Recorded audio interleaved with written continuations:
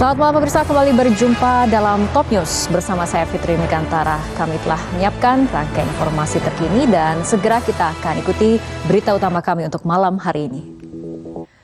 Pemirsa, seorang pedagang di Tanjung Balai, Sumatera Utara melakukan aksi membakar sepatu bekas impor sebagai bentuk protes terhadap pemerintah yang melarang impor pakaian bekas. Pedagang juga mengajak Menteri Perdagangan untuk debat publik secara terbuka. Heri Budiawan alias Budi Pego harus kembali mendekam di penjara setelah upaya kasasi ke Mahkamah Agung pada tahun 2018 lalu ditolak. Aktivis Budi Pego ditahan hanya karena kritis menolak penambangan emas tumpang pitu yang merusak lingkungan. Komnas HAM menyesalkan penangkapan dan penahanan terhadap aktivis lingkungan asal Banyuwangi, Heri Budiawan alias Budi Pego. Komnas HAM menilai penangkapan terhadap Budi Pego merupakan upaya kriminalisasi terhadap pembela HAM oleh aparat. Komnas HAM pun meminta Presiden Jokowi untuk memberikan amnesti kepada Budi Pego.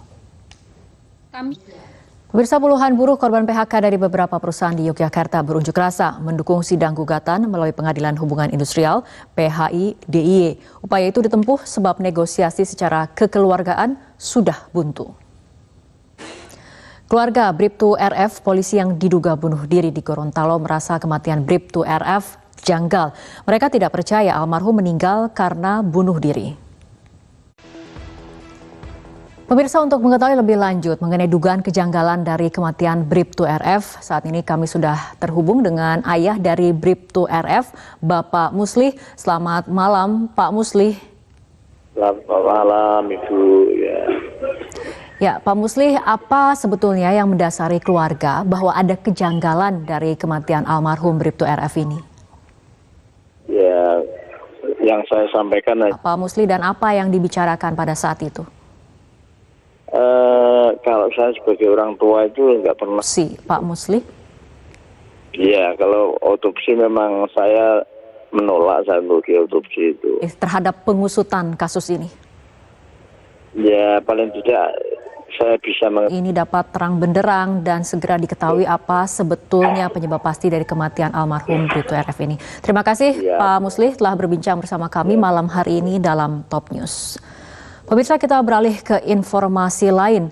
Polda Sumatera Utara masih memeriksa 3 dari 5 saksi dalam kasus penggelapan dana pajak di UPT Samsat Pangururan, Samosir.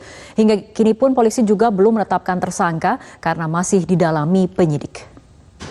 Polisi tidak menemukan jejak digital pembelian cairan sianida dari ponsel Bribka AS. Hingga saat ini Polda Sumut masih mendalami kasus kematian Bribka AS yang dinilai janggal usai diduga terlibat dalam kasus penggelapan dana pajak. Pemirsa, kerap memamerkan barang mewah di akun media sosialnya, Kasat Satlantas Polres Malang menjadi sorotan netizen. Kini Polwan perwira pertama ini pun tengah menjalani pemeriksaan di Bid Propam Polda Jatim. Mantan Kapolres Bukit Tinggi AKBP Dodi Prawiranegara dituntut pidana 20 tahun penjara dan denda 2 miliar rupiah subsidiar kurungan 6 bulan penjara.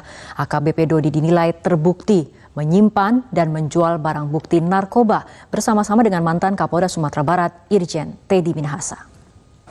Kita beralih ke kasus hukum lain. Pemirsa, Polda Metro Jaya hari ini memeriksa Anastasia Pretiamanda alias APA terkait dugaan pencemaran nama baik dan fitnah yang dilakukan oleh Mario Dandi dan AG. Amanda mengaku dicecar 13 pertanyaan oleh penyidik. Itu aja.